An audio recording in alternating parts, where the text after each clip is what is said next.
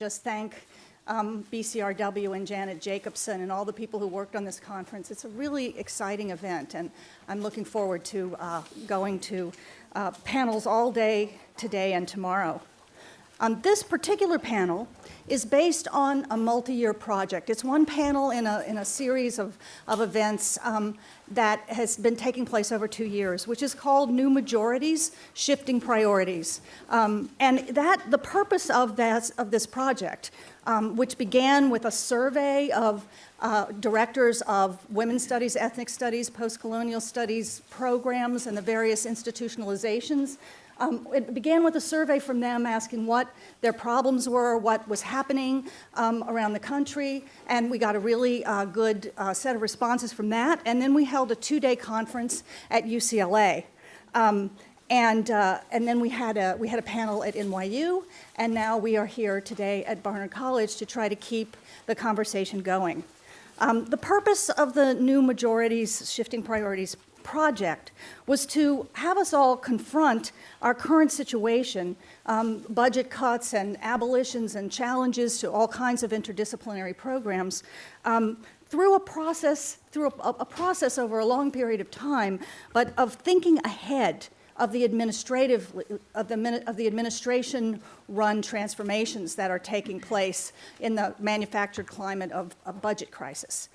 So the idea here was to both imagine what we would like, how we would like to think about the ways our projects have been, our fields have been institutionalized, and to really imagine, how we might leave all the practical considerations aside at first and think about how we would want to reinvent the organization of knowledge in the 21st century university. If we could do exactly what we wanted to, what would that be in terms of trying to, before we get into a defensive posture and just respond to budget crises and attacks from the administration? The programs of women, gender, and sexuality studies, African American, Latino, Native American, and Asian Pacific studies, or the collectivity called ethnic studies, and for post-colonial studies, and those aren't the only ones, but those were the ones we were focusing on to begin with.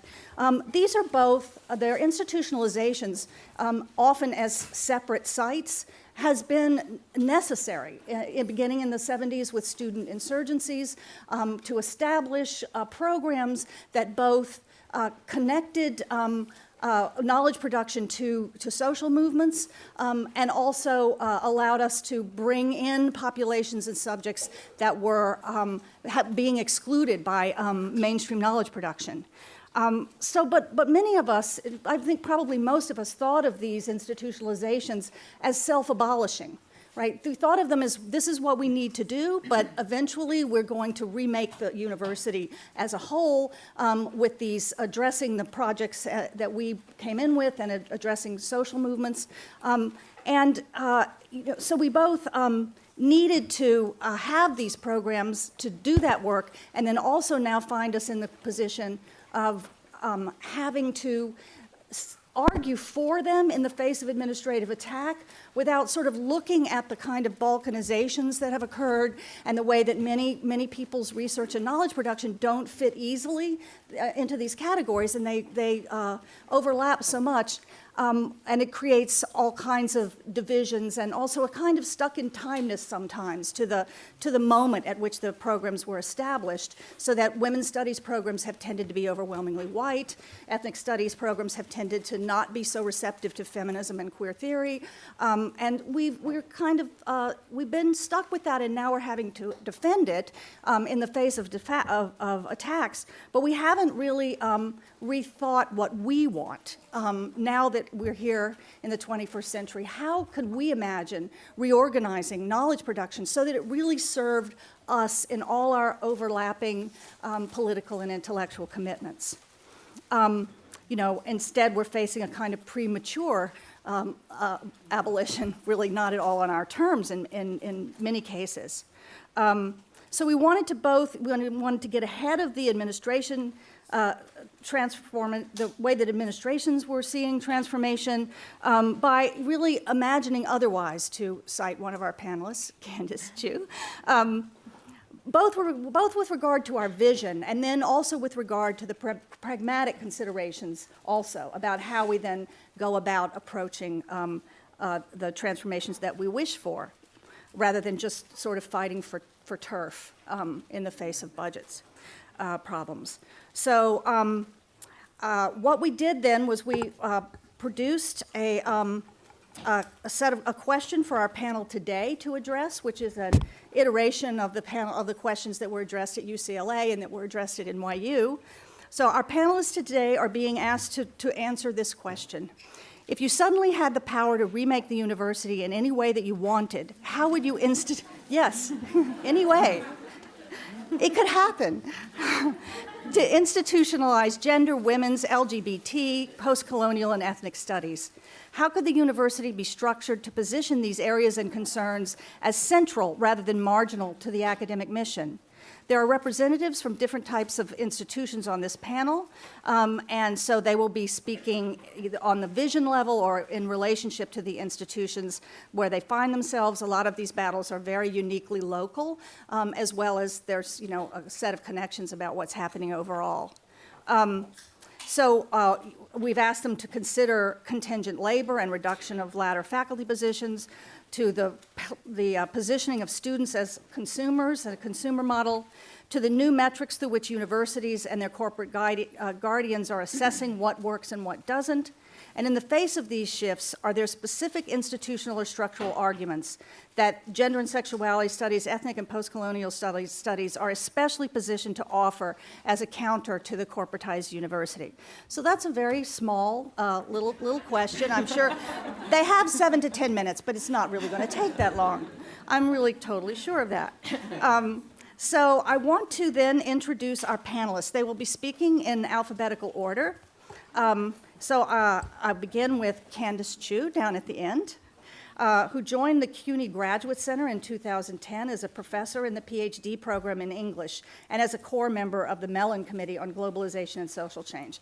We were all very excited in the New York metropolitan region to get Kandice up here. She's also responsible for the Revolutionizing American Studies initiative launched at the Graduate Center in spring 2011. From 1996 to 2010, she was a faculty member in the English department at the University of Maryland, College Park, where she was affiliated to the American Studies Department and the Asian American Studies Department. Yes, many of us have these joint appointments. Very. The author of Imagine Otherwise, on Asian Americanist Critique, which came out in 2003 and won the American Studies Association's Laura Romero Book Prize. She has published in such venues as Public Culture, American Literary History, and the Journal of Asian American Studies. Her current book project, The Difference Aesthetics Makes, brings together aesthetic philosophies and theories, minority discourse, and analysis of globalization's impact on modern socio-political subjectivity. Chuh is broadly interested in the relationship between intellectual work and the political sphere, disciplinarity and difference, and U.S. culture and politics as matrices of power and knowledge. I'm doing these extended introductions because, you know, where the panelists are positioned in their work and their institution will really contribute to both their remarks and our discussion. So Anne Pellegrini. You know, Anne Pellegrini sent me 2 sentences of an introduction. Did you think I was really going to stick to that? A little expansion. So you made stuff up. I did. Anne Pellegrini works on a boring, arcane subject, the nexus of religion and sex. She's a queer theorist extraordinaire. She's both prolific and influential across many fields, and she's my colleague at NYU, where she is a professor in the performance studies and in the religious studies department at NYU, another joint appointment, where she also directs, because she doesn't, 2 hats are not enough, she also directs the Center for the Study of Gender and Sexuality at NYU. Her books include Performance Anxieties, Staging Psychoanalysis, Staging Race, and Love the Sin, Sexual Regulation, and the Limits of Religious Tolerance, which she co-authored with Janet Jacobson. She's currently completing a new book on queer performance between the religious and the secular. She's also editor of the Sexual Cultures book series at NYU Press, which, along with Jose Munoz. And she has a list of articles and anthologies on top of this. It's like pages long. But in addition to the books that I just cited, I'll just mention a couple of major things. She has a co-edited collection called Secularisms, a co-edited collection called Queer Theory and the Jewish Question, and really a range of articles on things like Hell House, the Dogs of War and the Dogs at Home, just hell of a play. There's just, the titles are kind of fantastic. So Anne Pellegrini will be speaking second. Third, Sarita See, who has come to New York to participate in the panel. Sarita See was born in New York as a child of a Singaporean diplomat, an embassy brat, she says. She was raised moving from city to city around the world. She received her BA from UC Berkeley, where she first became involved with US women of color politics, especially the arts and culture movement. At Berkeley, she first learned about the history of Asian Americans, including her own grandfather's and granduncle's migration to the United States from the Philippines in the 1920s. She obtained her PhD in English and comparative literature at Columbia University. While living again, survived. You're here. Yeah. Have a hand-holding ceremony. While living again in New York City, she met the Filipino-American artists and writers who inspired and continue to inspire her teaching and scholarship. She recently joined the faculty of UC Davis, where she's Associate Professor of Asian American Studies. She's taught at University of Michigan and Williams College. Her research interests include Filipino-American cultural critique, post-colonial empire studies, and Asian American literature, performance, and visual culture. I don't think that's enough. Why are you so narrow? Her research interests, I did that. She's the author of The Decolonized Eye, Filipino-American Art and Performance, which offers decolonial ways of analyzing a range of contemporary Filipino-American cultural production, and argues that new forms of aesthetic and performative abstraction expose the history of American imperialism as itself a kind of abstraction. With Angel Velasco-Shaw, she co-edited a catalog that accompanied the group art exhibition Out of the Archive, Process and Progress, which commemorated the launch of Art Asia America, is that the way you pronounce it? Art Asia America, a digital archive of Asian and Asian American contemporary art history created by a community-based organization, Asian American Art Center, based here in Manhattan. She's co-founder of the new Philippine-centric organization and forthcoming website called the Center for Global Art and Thought. Using the contemporary medium of the digital as part of a conscious process, they envision the center as a transnational venue for more meaningful reciprocal encounters between artists and scholars, and are committed to fostering new forms of literacy rather than tutelage, and to the transformation rather than the mere transmission and replication of knowledge. Each of the panelists is going to speak from 7 to 10 minutes, and then we will have, we hope to have quite a bit of time for discussion of the issues that are raised here. So, beginning with Kandice Chuh. So thank you all for coming, and thanks particularly to Janet Jacobson and all of the masses of people who are involved in putting this together. I wanted to also say thank you to Anne and Lisa particularly for inviting me onto this panel. And maybe thank you to Jose, because he's the one who talked me into applying for my job, and so this is the reason that I actually got into New York. So. I'm going to open my remarks today by referring to another set of opening remarks, specifically those that Janet Jacobson offered by way of introducing the public feeling salon held here, as in the Barnard Center for Research on Women, last spring, organized around Lauren Berland's cruel optimism work, and including, among other distinguished panelists, Anne Pellegrini and Jose Munoz. Janet located that event in a genealogy of what has turned out to be a long-term and multifaceted project engaged in reflecting on what she described as, quote, the unfinished business of feminism. I think we might think through the multiple futures of gender and sexuality studies along these lines. In large part, Janet's phrase sticks for me because of the difference between thinking feminism and thinking studies.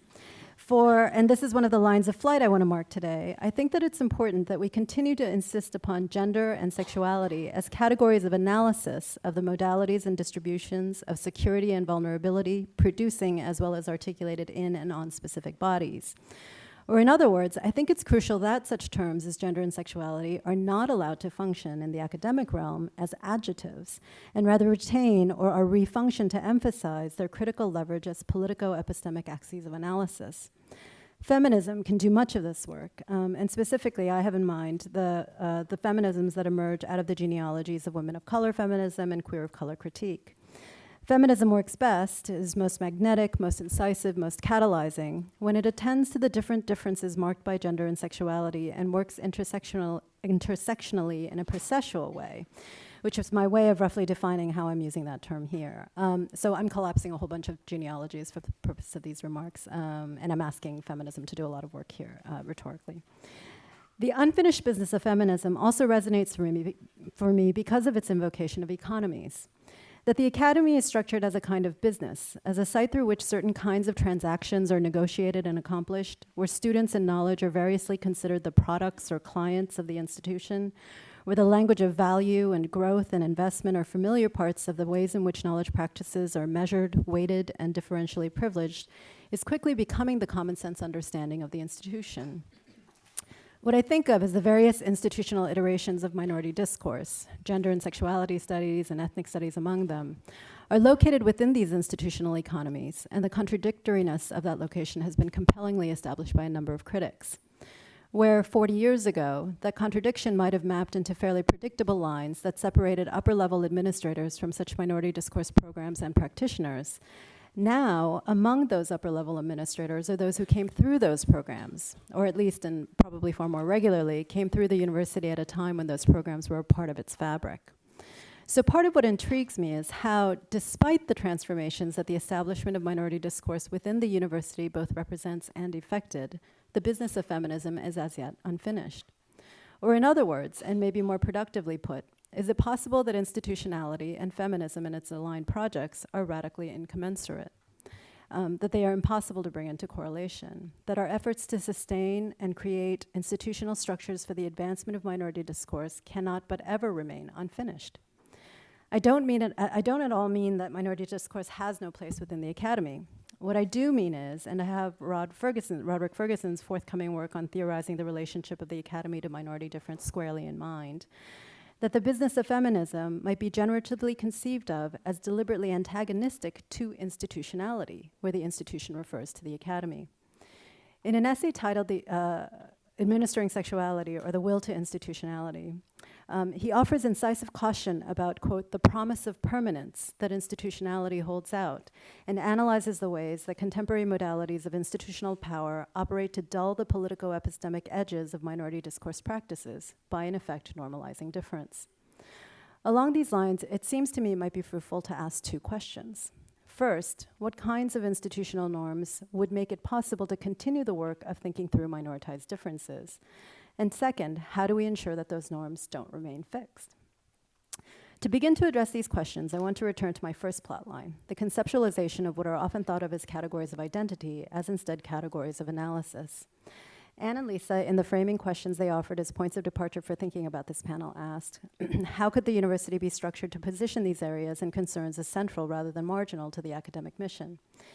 In a very straightforward way, my response is to consider the ways that however the university is structured, the concerns of minority discourse not only ought to be, but can be made central to the academic mission by insisting on minority discourse as a complex of theoretical and methodological interventions that get at the very heart of the fundamental issues organizing the idea of the university. To be sure, institutional formations like programs in gender and sexuality studies can serve as vital sites to resource such efforts at epistemic promiscuity and depth. They also function from the institutional perspective as evidence of its commitment to diversity and fit tidily into the compartmentalization of knowledge that organizes university life.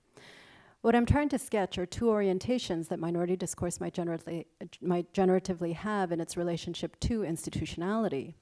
One, which has to do with the process of institutionalization, and the other that has to do with life after institutionalization, or within the institution. If the former is a temporality within which the securing of resources unfolds, the latter is one within which we might emphasize the process of deterritorialization. What I'm getting at here is simply the reminder that while institutionalization may serve the ends of a project like minority discourse, institutionality cannot. For me, this observation is related to a series of thoughts with which I'll close these remarks. First, we who are ourselves practitioners of minority discourse have work to do in conceptualizing ourselves as part of a formation that is not marginal, but is in fact central to the university. That issues ranging from the growing dependence of universities on non-permanent faculty to the increasing emphasis on measurable outcomes and a vague but potent reliance on relevance as an indicator of the value of certain fields and disciplines describe the current cultural landscape as inescapable. Even as we recognize that these are very contemporary issues, we might also remember that these are precisely the kinds of issues that minority discourse formations have long been immersed in analyzing through their variegated attention to the axes of race, sexuality, gender, and so on. Which is also to say, minority discourse practitioners are ideally situated to undertake the challenge of advancing this analysis, because we have never thought of the university as an ideal institution. We can afford to be neither naively optimistic nor wedded to nostalgic visions of the past lives of the university. From the perspective of minority discourse, the university has always been a troubled site, one that in some respects had to be brought to crisis in order to challenge its historically exclusionary practices. Far from being at the margins, the critical perspective of minority discourse was in this regard far ahead of its time. Second, the precise contours of the double tracks of institutionalization and deterritorialization that I'm sketching cannot but be specific to a location. Both at the University of Maryland and at the Graduate Center, my institutional home has been in English. These schools are enormously different from each other, yet the thing that I have found in common is the need in English to continue to articulate minority discourse as an intellectual project against a pre-existing understanding of it as principally a legacy of multiculturalist politics. As a related but obverse example, I would make note of the Asian American Studies program at the University of Maryland College Park, the institutionalization of which, as such, was part of my work during my time there. The drive for that program emerged out of student activism, much of which happened before I got to Maryland in '96. Across the campus that has a couple of thousand faculty, there were perhaps 2 or 3 of us whose research or teaching was related to Asian American studies of any kind. I think it's probably like 5 or 6 now, something like that. The arguments for establishing the program were advanced in the rhetoric of campus demographics, and it was a struggle in that context to try to embed any language of the epistemological work of Asian American studies. The program came to be housed under the administrative arm of undergraduate studies, rather than one of the academic colleges, arts and humanities, business and social sciences, engineering. And thus, as a unit, it doesn't have the same kind of standing as women's studies or English or American studies, which are located in one of the academic colleges. So from the institutionalization perspective as well, it seems to me that we missed an opportunity to become entrenched across the university in ways that are now very difficult to establish. And I think in part that was a consequence of having institutionality itself as the objective of the movement to establish the program. There's a distinct difference between my experience of intellectual community, which is constituted interdisciplinarily, and my experience of professional community, which is about administering and participating in the life of the disciplinary unit. It is undoubtedly the fact that a discipline has been and is my primary institutional location that the exigency of casting minority discourse as theoretical and methodological arises and has traction for me. I experience this as a kind of spatiotemporal lag where English, categorically speaking, is behind the times, remaining willfully ignorant of what minority discourse is and does. My investment in trying to create openings to a different temporality is not for the sake of sustaining the disciplinary unit, but rather has to do with the thought that the transformation of this particular kind of institutional arrangement might be accomplished by advancing this understanding of minority discourse. What I think ought to happen is a different configuration of knowledge practices around the study and production of aesthetic work, one in which the kinds of questions being asked and the exigencies underlying them serve as its organizing principle instead of periodization or geography. Because the questions and exigencies will necessarily change, so too would the organization of knowledge need to reconstellate. This kind of organizing principle, I think, might help to keep at bay the lure of the promise of permanence, keeping us in essence always in the mode of institutionalization, of unfinishedness. And finally, I mentioned to Anne and Lisa that I had a dream earlier this week that I broke out into song during my remarks. My subconscious is totally transparent. This was no doubt incited by the fact that this panel was fast approaching, but also because I am regularly inspired by Anne's work and the ways in which she inhabits that work. I swear if I could have come up with just the right song, I would have done it, but I'm not going to. But what I think is really important, and what I'd like to think my sleeping mind was reminding me to say, is that there is a lot of pleasure to be found, and to be found sometimes unexpectedly, in undertaking the kind of work that we do. I'm increasingly aware of how important irony is, in my life personally, but also in the ways in which we conceive of how the Academy works, and specifically in its relationship to different kinds of differences. One of the things that I appreciate about irony is that it speaks of self-interruption, of not taking ourselves seriously so that we can take the work more seriously, of not disavowing the pleasures that ensue from this kind of work so that we can remain attached for the long haul, of recognizing that minority discourses operate both despite and because its work is unfinished and will be unfinished. So that one way of thinking about what minority discourses are trying to do is to proliferate on a really basic level freedom and the conditions that enable its experience, even or perhaps especially when those freedoms take the form of breaking out into song.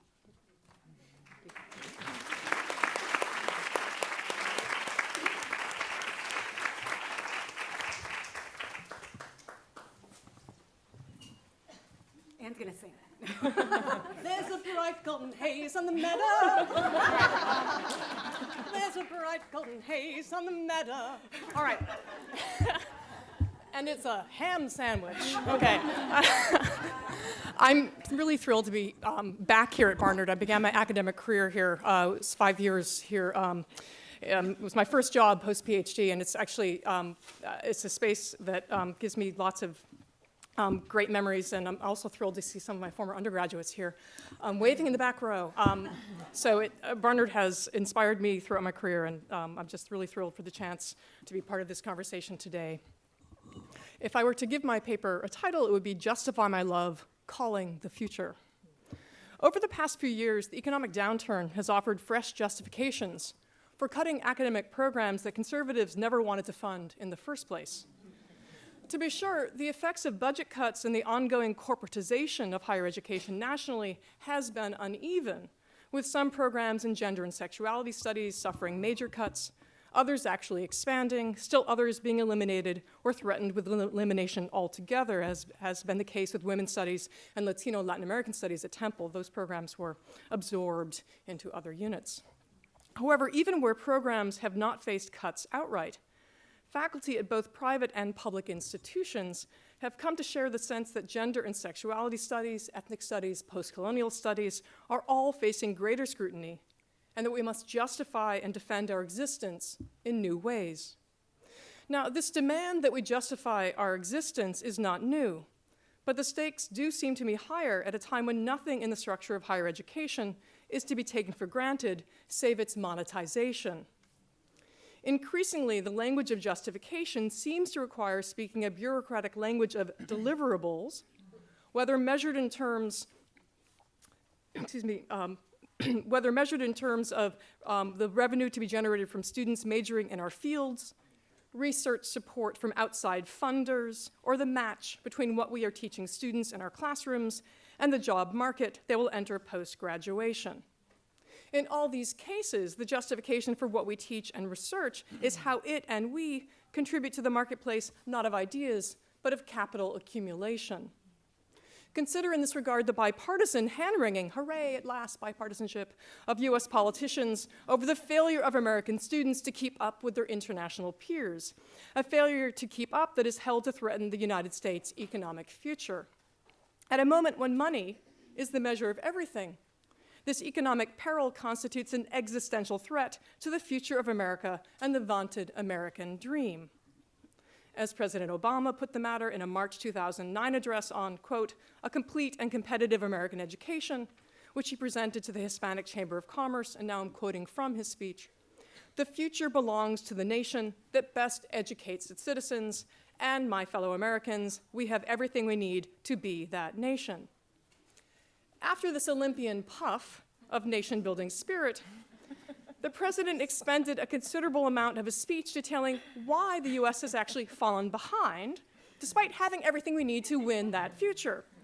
Now, quelle surprise, one of the reasons we have fallen behind, according to the president, is that other nations, and he specifically singled out Singapore in the speech, other nations are, in his words, spending less time teaching things that don't matter and more time teaching things that do. They're preparing their students not only for high school or college, but for a career. We are not. close quote. Now, when educational success is measured in these narrow terms, who needs gender and sexuality studies, post-colonial studies, ethnic studies, or, hey, critical thinking at all? We can all go home now. Now, we surely can't refuse to speak in these increasingly financialized administrative registers outright. To do so would be a kind of institutional suicide. But is it also possible to shift the conversation and make other sorts of claims, whether sung or spoken, for why what we do matters and how this mattering cannot be reduced to monetized inputs and outputs? And this would certainly be a different kind of mattering than the bottom line extolled by the president, if only we were spending less time teaching things that don't matter. We wouldn't be so far behind. Put another way, what if we, scholars and students of gender and sexuality studies, post-colonial studies, ethnic studies, what if we were to justify our value as consisting precisely in the fact that our programs are not economically valuable? For arguably, one of the things we do in our classrooms and through our research is generate ways of thinking and expressing values that go beyond and even challenge the monetization of everyday life and the capitalization of every facet of human relations. So what do we value and why? What are we passionate about? And might this be, these questions, might these be what we have to offer as teachers, the promise of an imaginary larger than the current social field? One of the most commonplace accusations made against queer studies, and I'll speak from this vantage point for the moment, is that we introduce sex where it doesn't belong, in the classroom. But frankly, I think the real issue here is that we might, on a really good teaching day, offer models of desire not readily assimilable to neoliberalism. Sex and desire are not necessarily congruent. I probably don't have to tell everyone this. With Lauren Berlant, I want to ask how normative practices, fantasies, institutions, and ideologies organize people's worlds. And these are Berlant's words, encourage them to identify having a life with having an intimate life of a particular kind. But what of those expressive relations or attachments that don't fit the mold of officially recognized intimacy? Do not produce proper relations between subjects and the state, between consumers and the market.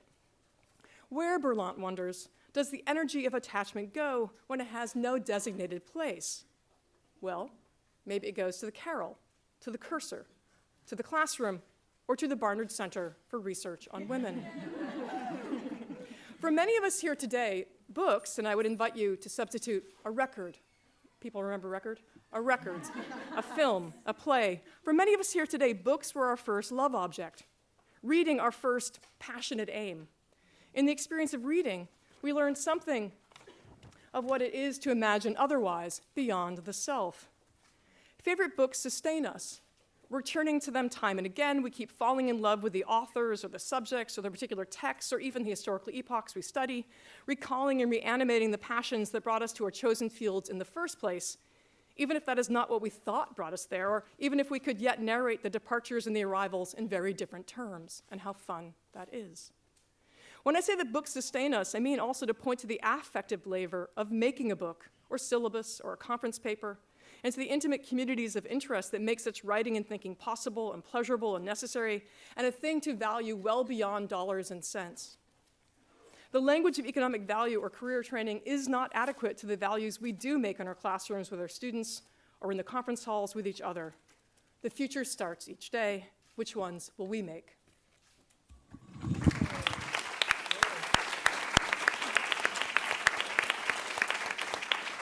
Next is Sarita See.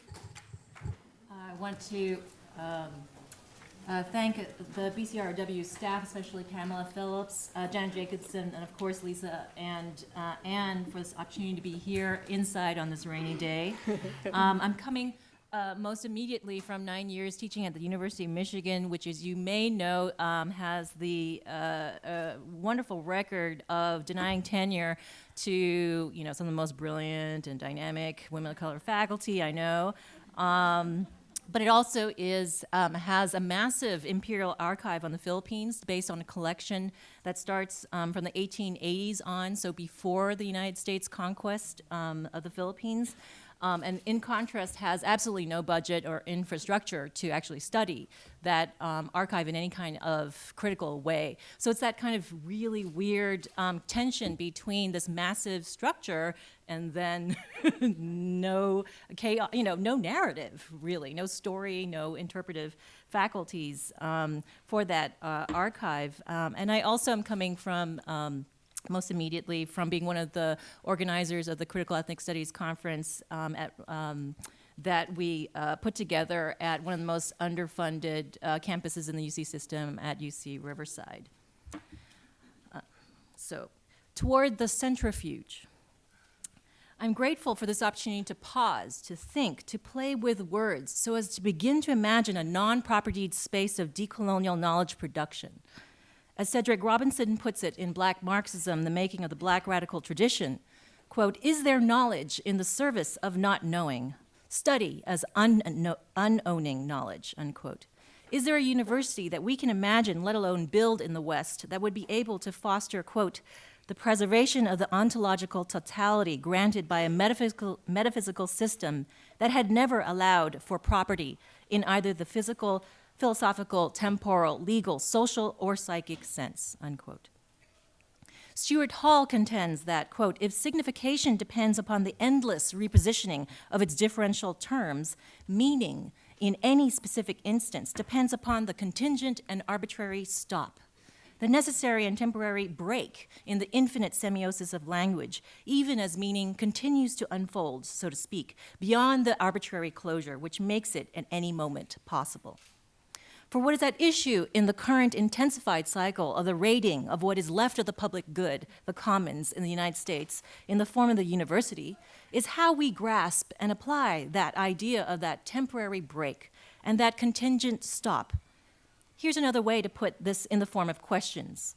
How might we contend with the tension between, on the one hand, the intransigent insistence on impermanence and fluidity that characterizes the fields and post-disciplines and interdisciplines of ethnic studies and decolonizing studies, and on the other hand, the university's emphasis on monumentality and permanence in the very processes of institutionalizing emergent fields. And this is a process that both calcifies and conserves these new fields of knowledge production. Even and perhaps especially in the face of this new cycle of defunding, theft, and privatization, how might we continue to insist ethically, politically, and intellectually, and intimately on the urgency of opening up rather than shutting down the spaces for non-rationalized forms of knowledge production, even and especially for those forms that thrive under conditions of impermanence and ephemerality rather than institutionalized permanence? How might we abide by the precepts outlined in the Guide to Samoan Studies, published in 2005 in the first issue of the Journal of Samoan Studies, which include tenets like, number 1, keep the topics open and flexible. I love that. Number 2, don't be afraid to do it your way and avoid addiction to any one approach to research or publication. Number 3, study what and publish what you in and of Samoa need to publish, not what someone else might consider appropriate. Number 4, results get resources rather than the other way around. What might an alternative economy of anti-accumulative knowledge look like? In what kind of university could we learn these lessons of unowning knowledge? In particular, how could we take this 40th anniversary as an opportunity to rethink the center as a centrifuge? I'd like to use, so this is in my 10th grade grasp of a centrifuge, and I had a terrible physics teacher. It's this machine, right, that spins around, and all of these forces, right, separate out things, and it goes out rather than in. Okay, so that's my metaphor. So I'd like to use my remaining time to describe the philosophy of a new autonomous organization that I'm co-founding with my partner in crime, Angel Lasco Shaw, who's a wonderful filmmaker and longtime adjunct educator. This organization and forthcoming website is very modestly called the Center for Global Art and Thought. We conceive of it as an independent, Philippine-centric space for the convergence of art and scholarship, and we draw upon the curator Hae-Jin Kim's definition of independence as, quote, the ability to question in the public and for the public. So it'll take us a while to really get this going, but it's the kind of university that we want and need to see exist in this world. We realized that we wanted a space to analyze the rifts between artists and scholars that can be traced to the foundations of European thought and that fundamentally structure the art world, the university, and the public sphere in the West. A space to imagine alternatives to what might be called the international division of art and thought. So an important part of this process of imagining and designing this organization has involved answering the question, what does Philippine-centric mean? It means that the center is a dynamic process, not a static, fixed entity. The fact that the Philippines is composed of more than 7,000 islands and more than 80 ethno-linguistic groups is often cited as a way to astonish non-Filipinos, but it's really taken, it's like, it's a way of greeting. But it's rarely taken as a source of strength, right? And so I'm doing a shout out here to those of us who are work with archipelagos, right, and come from the various archipelagos of islands. Indeed, the Philippines' diversity and historical lack of a strong state usually are cited as one of its major weaknesses, as opposed to, say, Singapore, right? However, we propose taking advantage of and making productive this very weak conceptualization of center in the Philippine worldview. We take for granted the extraordinary heterogeneity of the Philippines. This lack of strong traditions of centrism, homogeneity, and isolation, unlike that of the continent, is something that we take as a source of artistic insight and intellectual strength. Thus, we conceive of the center as centrifugal in the sense that it takes as a point of departure the way in which the Philippines physically, demographically, historically, and culturally is composed of forces that tend to move away from a center. It means shifting from thinking of center as a noun to thinking of center as a verb. The Philippines and the Filipino diaspora propose not so much as a stable object of study that provides content for analysis or representation, but rather as an intellectual and conceptual framework for analyzing and thinking about the global. It means that centers of intellectual and artistic inquiry can, must, and do change. This kind of heterogeneity and syncretism produces fluidity, a state of flux, and constant centering and decentering, which work to exert pressure on existing dominant scholarly and artistic paradigms. What would transgender studies look like with the Philippines at its center? What would post-colonial studies look like with the Philippines at its center? What would Filipino-American studies look like with queer of color studies at its center? What would working class history look like with Puerto Rican studies at its center? And the centrifuge goes on and on. I extend my congratulations to the Center for Research on Women. I look forward to another 40 years of necessary work and necessary play as we work toward a centrifuge of ideas and creations, such that literacy, rather than tutelage, remains or finally becomes the goal of the university. Thank you. Well, there's a lot there. There's a lot there to talk about. We have about 15 minutes for Q&A, but for just 1 minute, I'm going to grab the moderatrix privilege and make one comment that I think is a running thread through all the presentations. Rod Ferguson, who Kandice Chuh referred to, was in New York last week, and he spoke at both NYU and CUNY. And when he spoke at NYU, he talked about having been chair of American Studies at the University of Minnesota. He came to see the aspiration for institutionalization as in many ways misguided, and told us about putting together a group that was non-budgeted, non-institutionalized, and how much better that served the interests of the folks involved. And he used the term informalization to talk about that. So I think everyone here is talking about that from some angle, to not accept the terms of budgets and curricula and institutionalization, but to keep remaking the energies that brought us here in the first place. And there's one example from NYU, which a decade or so ago, we used to have something called the Queer Faculty Group at NYU, informally referred to as Al Queerda. But we planned, we had so much fun, and we planned a couple of conferences, we had speakers, we had lots of events, and it was open borders, right? So it was both other universities, non-academics, depending on interest, and it was all done out of passion, and we raised money in an ad hoc way. So what happened ultimately, which is what we wanted, was to have an institutionalization, the Center for the Study of Gender and Sexuality, which Anne now directs. And in many ways, that was more resources, more continuous programming, the labor that was at least partly compensated, but it also that institutionalization also kind of wiped out the energy of the queer faculty group.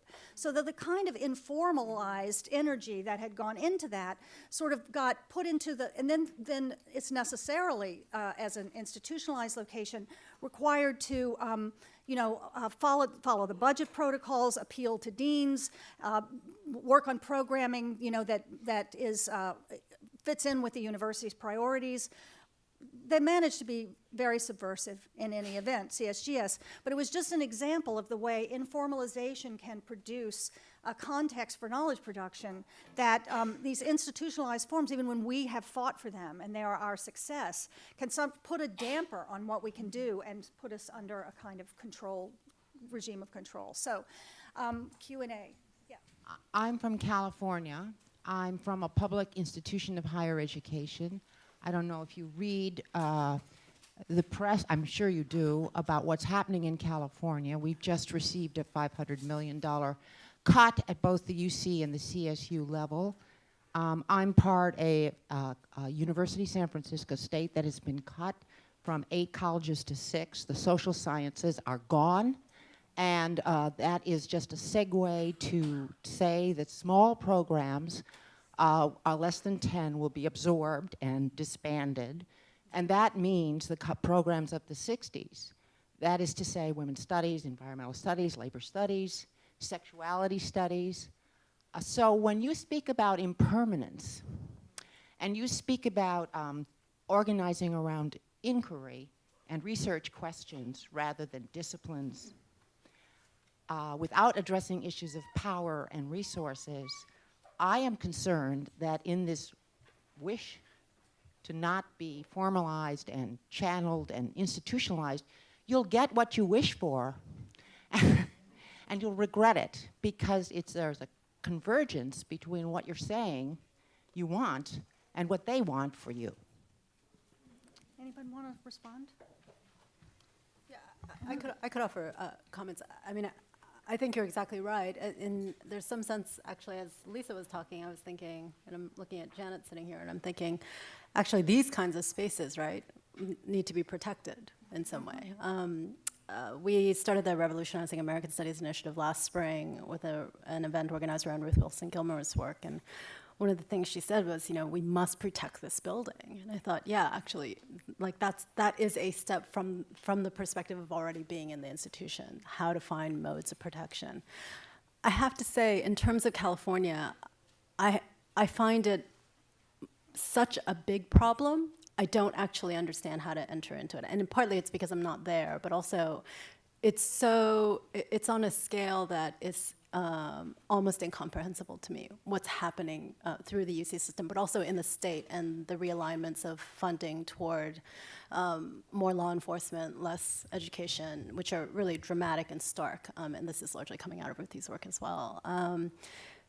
So yeah, absolutely. I think that the process of institutionalization and the idea of impermanence is not the same thing. But part of what I want to say is,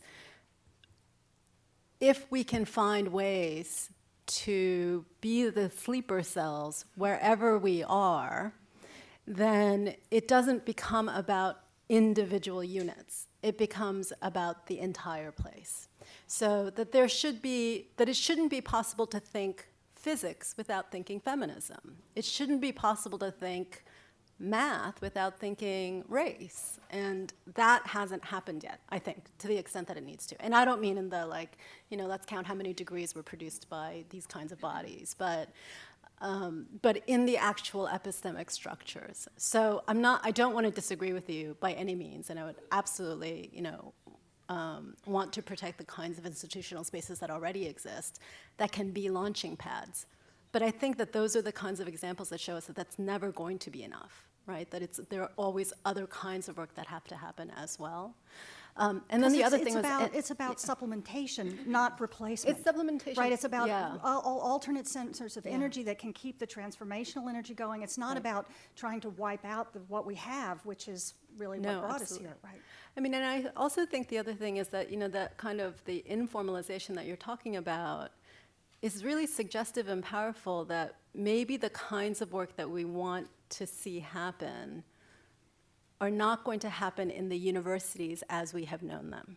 So that if the objective is the transformation of the sociopolitical, that the university in certain kinds of ways can't do all of that work. And so it may be that in certain locations, in certain moments, we're going to have to establish new sites, new formal, informal, institutionalized, whatever, and then find the resources for them.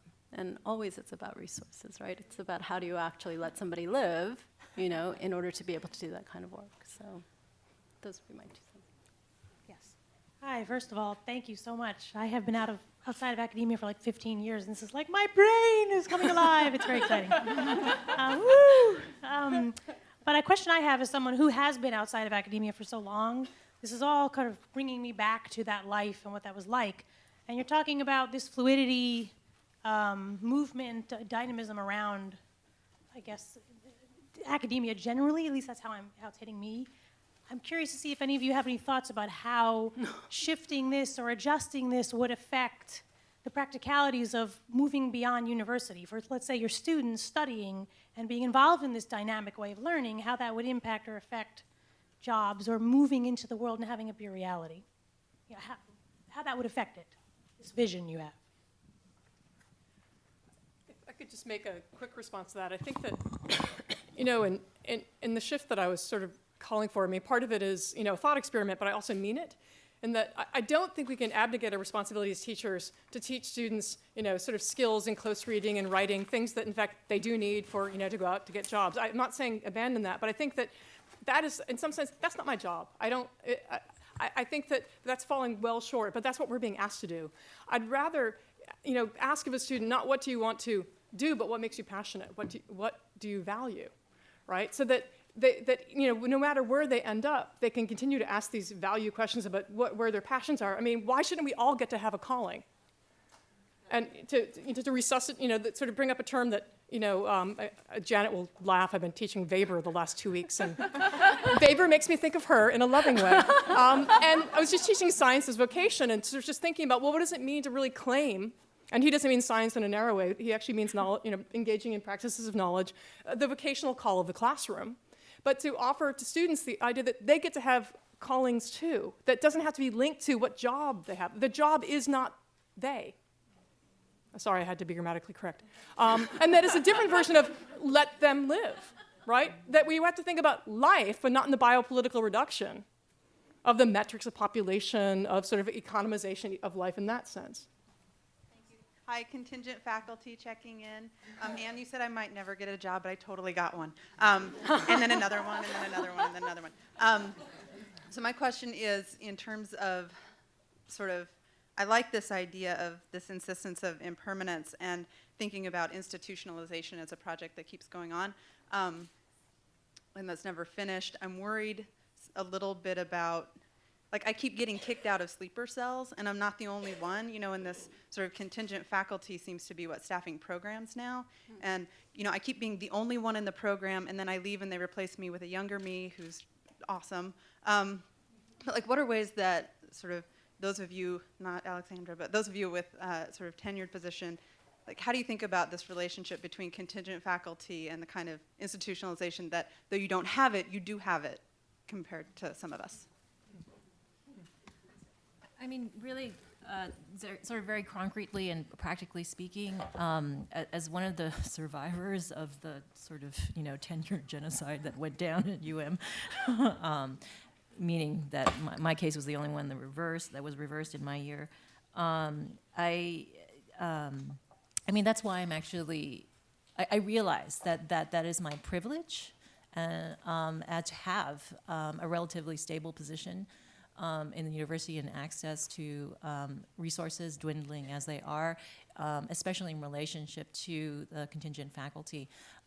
Very concretely, that's why I'm working with my co-founding partner, who is a longtime adjunct educator, but she's also an artist, and so that kind of insistence on independence is also connected to her work as an adjunct laborer. But that, of course, has been overtaken by the ways in which, the exploitation of contingent faculty has become, sort of standard. So that, to me, is just a really kind of one small way to heed Janet Jacobson's earlier, quotation of the author of Dead Men Walking. To make that kind of alliance and coalition building so that the distribution of resources can happen. But it might happen in a small way, and then we're going to build big. But I did want to kind of come back quickly to the first question from the California. From California, I am an alumna of UC Berkeley, and when I was an undergraduate there, we were paying $400 per semester. Right, that is obviously not what it costs now. And so I want to say in my kind of defense of impermanence and fluidity, this is not to say that we have every right to expect the university to be a haven, a refuge, right, for the kind of quirky, weird, and queer and perverse work that we wanted to come to the university to in the first place, right? So we have every right to expect that safe space. That, of course, that is not how it turns out to be, but that expectation must not be diminished. As utopian or idealistic that might be. On the other hand, I have to say, with all the support that I have gotten in getting my PhD across the street at that evil pit of snakes, Columbia, and barely surviving, UM with all the support and all this stuff, I just barely made it. This is not having all the resources has not been this piece of cake. This is not. It's very, very damaging. So yeah. Thank you all for coming. We'll hustle off to the next